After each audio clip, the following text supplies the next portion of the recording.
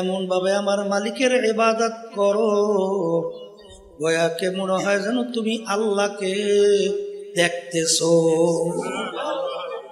ওই অবস্থা যদি ভিতরে তৈরি না হয়, অন্তত এতটুকু খেয়াল করো, যদিও নাকি আমার মালিককে আমি দেখি না, আমার মালিক তো আর অন্ধ না, আমার মালিক তো আমাকে দেখে। কেমন নামাজ তারা পড়তো। এক যুদ্ধের ময়দানে আলী রাদিয়াল্লাহু তাআলা আনহু, তার পায়ের ভিতরে তীর ঢুকে গেছিল। এমন ব্যথা, হাত কাছেও নেওয়া যায় না, জোরে ব্যথায় চিল্লাইয়ে ওঠে। আল্লাহ রাসূল সাল্লাল্লাহু আলাইহি ওয়াসাল্লাম বলেন, আলী যখন নামাজের ভিতর দাঁড় হবে তখন তোমরা তীর খুইলা ফেলাইও। এগুলা কি বোঝার জিনিস না বুঝবার জিনিস না বুঝাবার জিনিস? একই বুঝাইয়া পারা যায় কোনোদিন সম্ভব? তীর হাত কাছেও নেওয়া যায় না, ব্যথায় চিল্লায়। আল্লাহ রাসূল সাল্লাল্লাহু আলাইহি ওয়াসাল্লাম বলে, আলী যখন নামাজে দাঁড় হবে তখন তীর খুইলা ফেলাও। কি ব্যাপার? আলী রাদিয়াল্লাহু তাআলা নামাজে দাঁড় হইল, তীর ধইরা টানে। আলী রাদিয়াল্লাহু তাআলা কোনো খবর নাই, কোনো খবর নাই। কি নামাজ পড়ছি আর তুমি আর আমি কি নামাজ পড়ি? হ্যাঁ, এই নামাজকে ঠিক করার জন্য তো আল্লাহর জিকির বেশি করা লাগবে। কথা ঠিক না বেঠি? আল্লাহর ভয় ভিতরে পয়দা করার জন্য আল্লাহর জিকির বেশি লাগবে। কথা কয় না? যখন বান্দা বান্দে জিকির করে সুবহানাল্লাহ, আলহামদুলিল্লাহ, আল্লাহু আকবার, কি করে কি করে না? লা ইলাহা ইল্লাল্লাহ, কি জিকির করে কি করে না? সুবহানাল্লাহর সময় কি খেয়াল করে? আমি আমার মালিককে ডাকি, আমার মালিক আমার দিকে তাকাইয়া তাকাইয়া আমার ডাকের জবাব দেয়। কি দেয়? জবাব দেয়। এরকম বারবার খেয়ালে জিকির করে, বারবার খেয়ালে জিকির করে, বারবার খেয়ালে জিকির করে। করতে করতে এক সময় যখন আল্লাহর বান্দা বান্দির সামনে কোনো গুনাহ হাজির হয়, যখন গুনাহ সামনে আইসা যায়, তখন তার ভিতরে খেয়াল আসে, দুনিয়ার কেউ দেখে না, আমার আল্লাহ তো আমাকে দেখে। এই খেয়াল ভিতরে পয়দা করার জন্যই তরিকা, এই খেয়াল ভিতরে তৈরি করার জন্যই আল্লাহর জিকির, এই খেয়াল ভিতরে তৈরি করার জন্যই যত তরিকার ঔষধ। পীর সাহেব হুজুরের কাছে ওই যে মুরিদ হইছে না, হ্যাঁ, সরল সোজা বোকাটাই হুজুর খুব মহব্বত করে। অন্যান্য মুরিদেরা বলে ব্যাপার কি, হুজুর বোকাটাকে এত কেন মহব্বত করে? হ্যাঁ, হুজুরের কানে যখন কথা গেল, হুজুর সব মুরিদদেরকে ডাকছে, ডাইকে জ্যান্ত মোরগ বা মুরগি হাতের ভিতরে দেশে ছুরি দিয়া হুকুম দিয়েছে, হুজুর এমন জায়গায় মুরগি বা মোরগ জবাই করবে কেউ যেন না দেখে, কেউ যেন দেখে না। এরকম জায়গায় মুরগি মোরগ জবাই করিয়া, কেউ দৌড়াইছে পানির নিচে ডুব দিয়ে মুরগি জবাই করছে, কেউ দেখে নাই। কেউ ঘরের ভিতরে গোপনে মুরগি জবাই করছে, কেউ দেখে নাই। কেউ হয়তো বা পাহাড়ের গর্তে মুরগি জবাই করছে, কেউ দেখে নাই। যার যত গোপন জায়গা সব জায়গায় যে মুরগি বা মোরগ জবাই করছে, কেউ দেখে না। সবাই মুরগি মোরগ জবাই কইরা হাজির, আর বোকা মুরগি জ্যান্ত মুরগি মোরগ মুরগি নিয়ে হাজির। অন্যান্যরা বলতেছে, দেখো কেমন সরল সোজা, কেমন বোকা। হুজুর আমাদেরকে হুকুম করলো মোরগ বা মুরগি জবাই করার জন্যে, সবাই হুজুরের কথা মানলো, কিন্তু বোকা তো হুজুরের কথা মানলো না। তখন হুজুর ধমক দিয়ে বলে, বোকা সবাই আমার কথা মানলো, তুমি আমার কথা কেন মানো নাই? তখন ওই বোকা মুড়ি থর থর কইরা কাঁপে, আর দুই চোখ দিয়া বাইয়া বাইয়া টপ টপ কইরা পানি পড়ে, আর বলে হুজুর আপনি হুকুম করছেন এমন জায়গায় মুরগি জবাই করবে কেউ যেন না দেখে। হুজুর আপনার হুকুম পালন করার জন্য কথার কথা ঠিক মতো ঘুমাতে পারি নাই, ঠিক মতো খাইতেও পারি নাই, ঠিক মতো বিশ্রাম তো দূরের কথা। কিন্তু হুজুর আমি যত গোপন জানা মতে জায়গা গেলাম, গোপন জায়গায় তাকাইয়ে দেখি কেউ দেখে না, কিন্তু তাকাইয়া দেখি আমার মালিক, আমার মাসুক, আমার মাওলা আমার দিকে চাইয়া আছে। হুজুর আপনি শর্ত লাগাইছেন এমন জায়গায় মুরগি জবাই করবা কেউ দেখে না। হুজুর আপনি তো শর্ত লাগাইছেন কেউ যেন না দেখে। আমি যেখানে যাই সেদিকে দেখে আল্লাহ চাইয়া আছে, যেদিকে যাই সেদিকে দেখি আমার মালিক চাইয়া আছে। যেদার দেখতা হো মাই তু হি তু হ্যায়, তু হি তু হ্যায়, তু হি তু। যখন নাকি এই কথা মুরিদ বলল, তখন হুজুর বলতেছেন হে মুরিদেরা বলছো আমি এই বোকা মুরিদটাকে এত কেন মহব্বত করি? আরে এই জন্যই তো মহব্বত করি। এ আল্লাহর বান্দারা, পর্দালে মা বোনেরা, সবসময় মনে রাখো, আসলে সবসময় খেয়াল রাখবা আমার মালিক আমাকে মহব্বত করে কিনা, আমার মালিক আমাকে ভালোবাসে কিনা, আমার মালিকের সম্পর্ক আমার সঙ্গে আছে কিনা, আমার মালিকের হুকুম অনুযায়ী আমি চলতে পারি কিনা। কে আমাকে ভালো বলে কে খারাপ বলে কোনো দরকার নাই। আমার মালিক যদি আমাকে ভালো বলে এইটাই আমার দরকার। এইটা সবসময় লক্ষ্য রেখে যদি চলতে পারো আল্লাহর ফজলও করবে। দেখবা আল্লাহর ফজলের তরিকার নেয়ামত অল্প সময়ের ভিতরে আল্লাহ দান করবে। আর যদি তরিকাকে পুঁজি বানাও আর আল্লাহ মাফ করো, যদি এই তরিকার ঔষধ পালন করার পরে বিভিন্ন দুনিয়া কোনো খেয়াল চাপাও, সবসময় মনে রাখো মান কানা ইউরিদু হারসাদ দুনিয়া নুতিহি মিনহা। আল্লাহ রাব্বুল আলামিন বলেন তোমরা যদি আমার কাছে দুনিয়া চাও আমি তোমাকে দুনিয়া দিয়া দেব। আমালাহু ফিল আখিরাতি মিন খালাক, যে কিয়ামতের ময়দানে আর তুমি আমার কাছে কিছু পাবা না। কিয়ামতের ময়দানে হাদিসের ভিতরে আসছে আল্লাহ রাব্বুল আলামিন সর্বপ্রথম শহীদদেরকে প্রশ্ন করবেন তুমি আমার কাছে কি নিয়ে আসছো? শহীদ বলবে মালিক তোমার দ্বীনকে বুলন্দ করার জন্য জিহাদ করতে করতে শাহাদাতের দরজা নিয়ে আসছি। ইন্নাল্লাহা লা ইয়ানজুরু ইলা সুওয়ারিকুম ওয়া আ'মালিকুম ওয়ালাকিন ইয়ানজুরু ইলা নিয়াতিকুম ওয়া কুলুবিকুম আও কামা ক্বালা আলাইহিস সালাতু ওয়াস সালাম। আল্লাহ রাসূল সাল্লাল্লাহু আলাইহি ওয়াসাল্লাম বলেন আমি শুধু বান্দা বান্দির বাহ্যিক আমলের দিকে তাকাইয়া থাকি না, আমি বান্দা বান্দির দিলের দিকে তাকাইয়া থাকি। ওর এই কাজটার উদ্দেশ্য কি?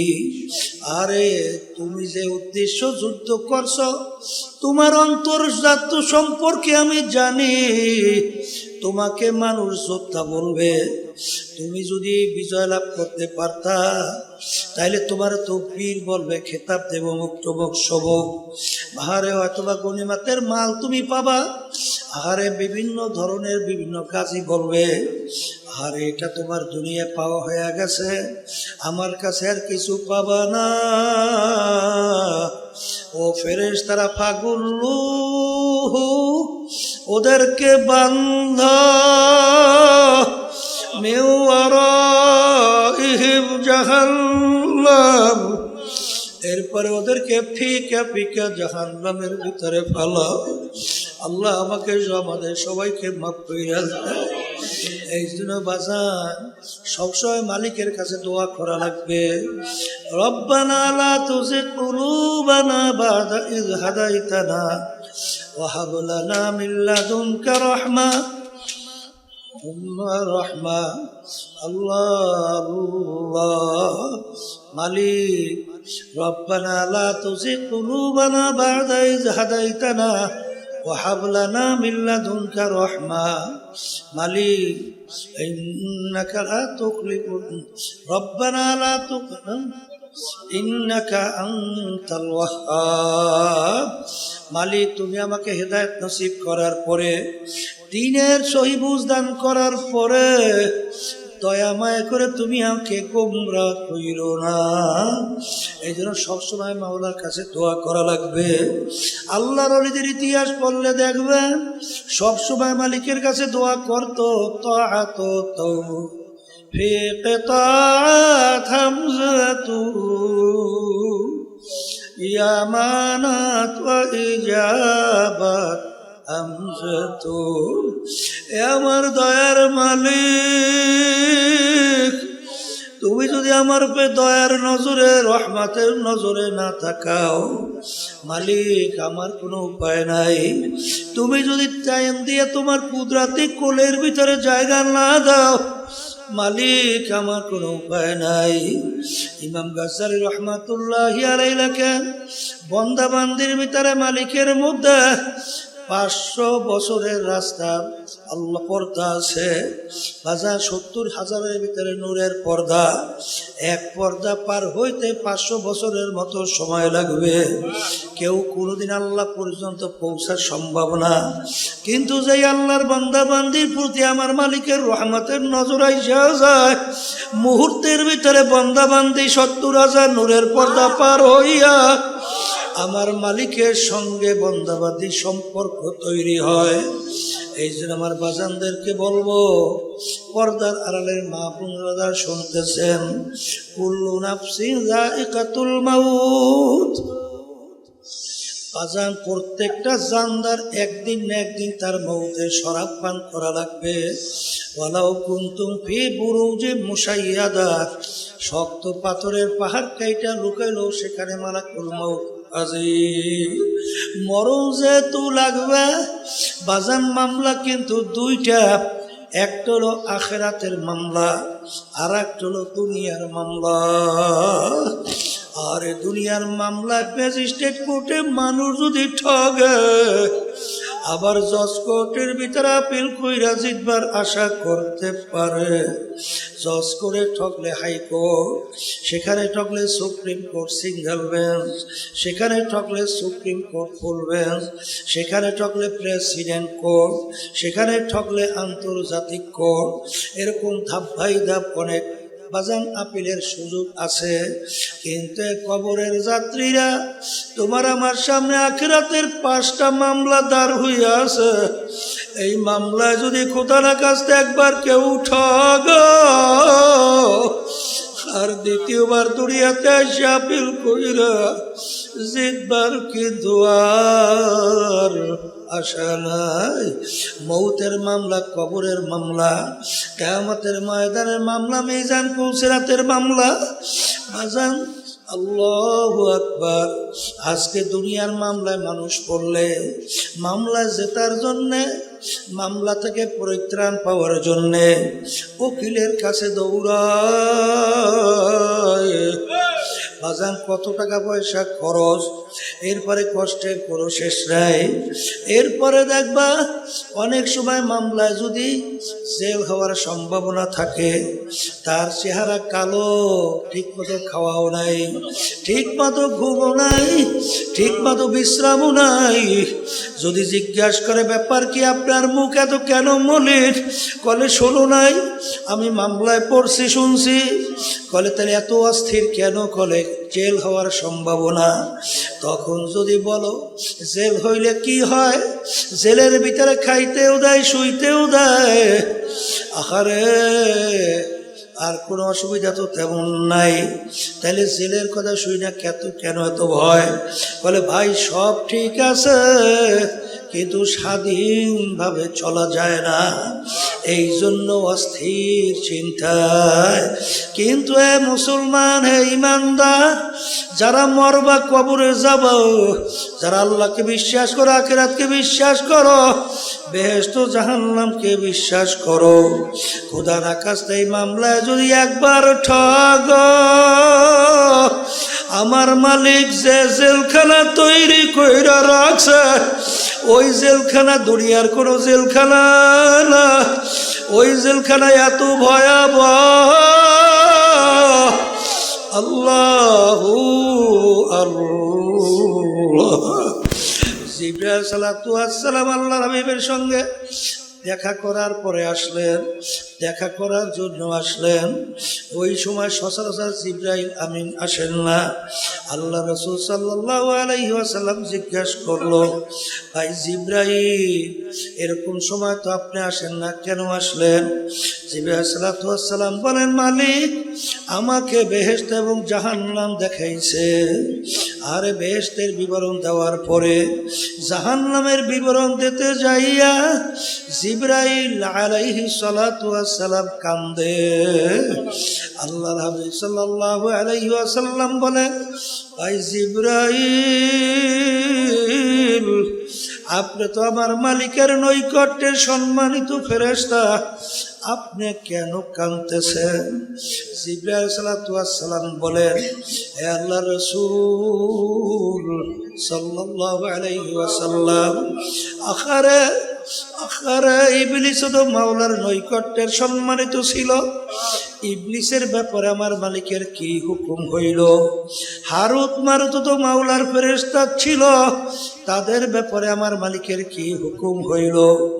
আমার তো জানা নাই, আমার ব্যাপারে আমার মালিক কি হুকুম দেবে, এই জন্য আমি কান্দি।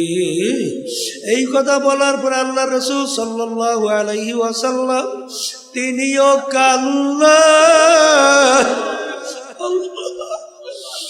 আল্লাহ আমাকে, আমাদের সবাইকে মাফ কইরা দেন। আল্লাহ রাসূল সাল্লাল্লাহু আলাইহি ওয়াসাল্লাম তিনি অল্প বয়সে তার দাড়ি মোবারক পাইকে গেল, পিঠ মোবারক গুজা হয়ে গেল।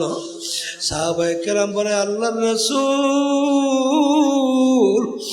এত অল্প বয়সে আপনার দাড়ি মোবারক কেন পাকলো, পিঠ মোবারক আপনার কেন গুজা হইল? আল্লাহ রাসূল সাল্লাল্লাহু আলাইহি ওয়াসাল্লাম বলে, এ আমার সাহাবারা, আল্লাহ কথার কথা, আমি রাসূল যা দেখি তোমরা তো দেখো না, আমি রাসূল যা জানি তোমরা তো জানো না। আখেরে আমার মালিক কোরআনুল কারীমের মধ্যে বেনমাজি যারা 5 ওয়াক্ত ঠিক মতো নামাজ পড়ে না, যারা রমজান মাসের আল্লাহর হুকুম ফরজ রোজা ঠিক মতো রাখে না, যাদের উপরে ধনী হওয়ার পরে হজ যাকাত আদায় করে না, যারা আল্লাহর হুকুম পর্দা ফরজ ঠিক মতো পালন করে না, যারা ঠিক মতো হারাম হালাল তমিজ করে খায় না, চলে না, তাদের ব্যাপারে আমার মালিক যে আযাব ও গজব বাজে জাহান্নাম বানায় রাখছে, ওই 1 সেকেন্ডের আযাব সহ্য করার শক্তি দুনিয়ার কোনো মানুষের না। আল্লাহু আল্লাহ। জিবরাইল সালাতু ওয়াসসালাম যাওয়ার পরে আল্লাহ হাবিব সাল্লাল্লাহু আলাইহি ওয়াসাল্লাম মসজিদে নববীর ভিতরে যখন ঢুকলেন, দুই কাছে একদল সাহাবায়ে কেরাম আনসারী, তারা বসে বসে আনন্দ ফুর্তি করে। আল্লাহর হাবিব বলে, তোমরা কি মৃত্যুর কথা ভুইলা গেছো? তোমরা কি মৌতের কথা ভুইলা গেছো? এইমাত্র আমার কাছে জিবরাইল আমিন আসছে, যে জাহান্নামের বিবরণ আমাকে শুনাইছে। ওই 1 সেকেন্ডের আযাব সহ্য করার শক্তি কারো নাই। তোমরা যদি জানতা, শুনতা, দেখতা, দুনিয়ার কোনো সংসার আদি বিবাহ সাথে কিছুই করতে পারতে না, দুনিয়ার কোনো কাজকর্ম করতে পারতে না, আরে কাকু সঙ্গে সঙ্গ দিতে পারতে না, সব ফালাইয়া জঙ্গলবাসী হইয়া যাইতা।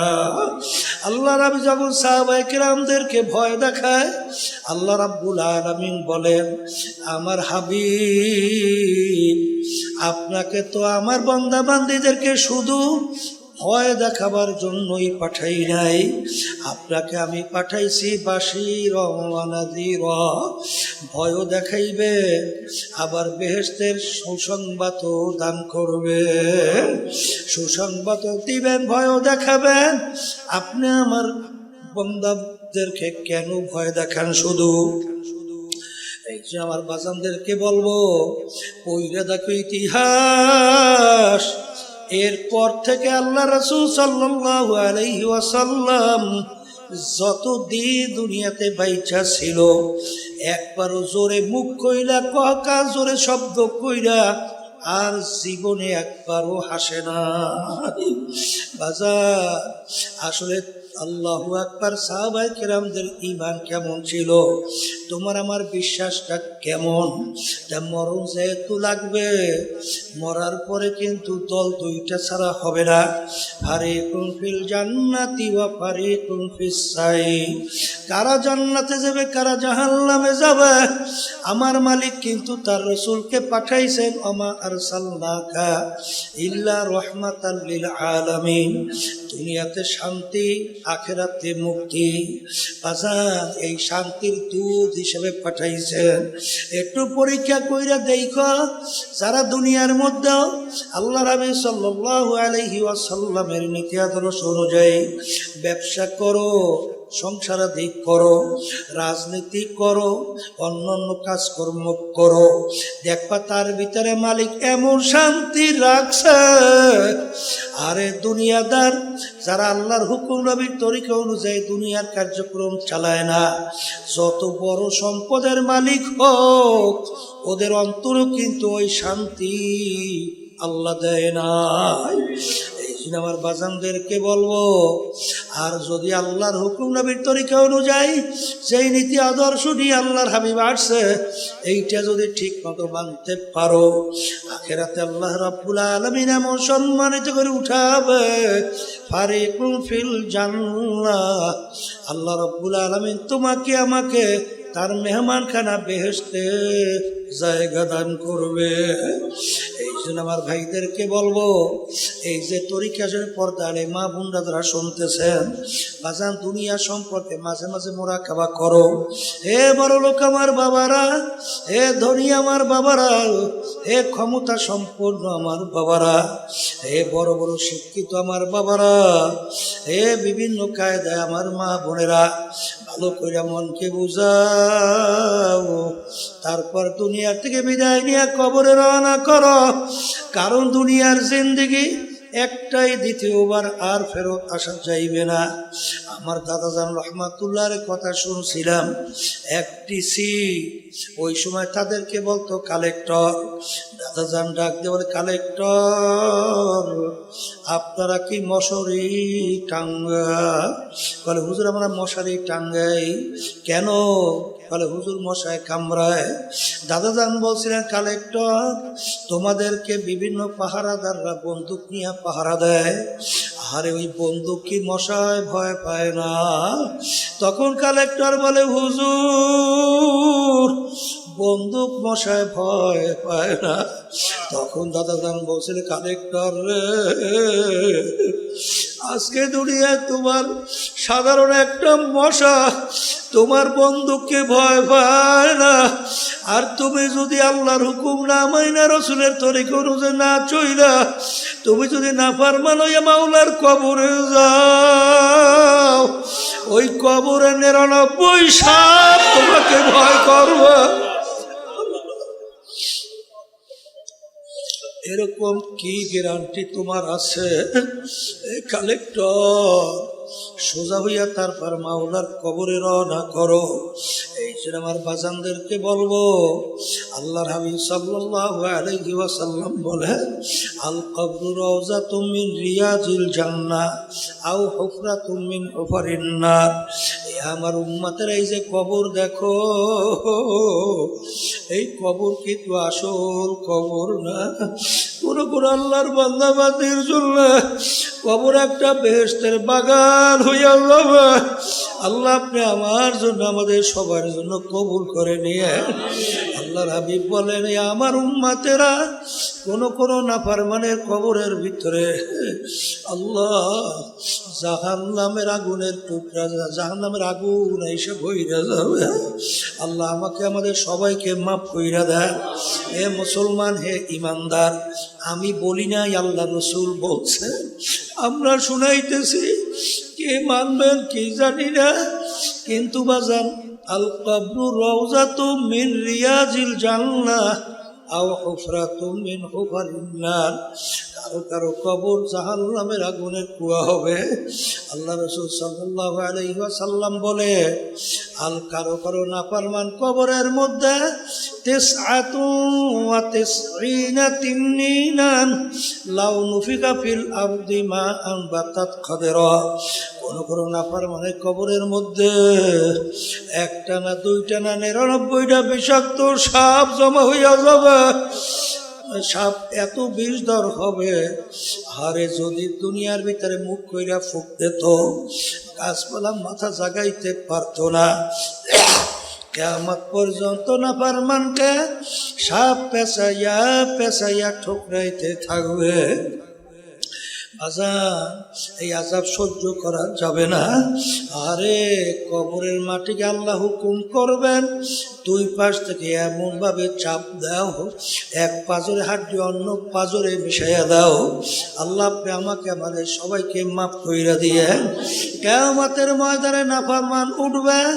সূর্য আজকে দুনিয়ার থেকে 9 কোটি 30 লক্ষ মাইল দূরে, যেদিকে তাপ বেশি উপরে, তাপ কম নিচের দিকে। আরে দুপুরের সময় গরমে যখন এই ঠান্ডা জমিনে তাপ দেয়, তোমার আমার কলিজা শুকাই অস্থির হয়।